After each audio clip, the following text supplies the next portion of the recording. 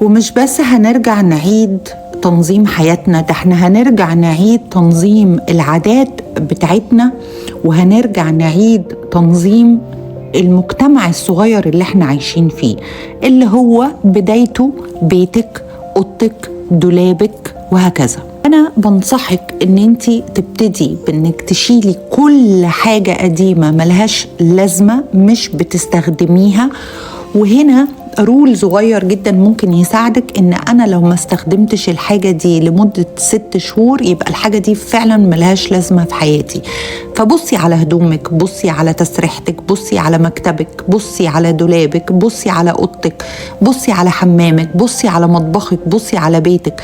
لو في حاجات بقالك 6 شهور ما لمستيهاش ما استخدمتيهاش، يبقى الحاجات دي مكانها يا بيت تاني يا تبرع منها تماما، لان هي ملهاش مكان في حياتك.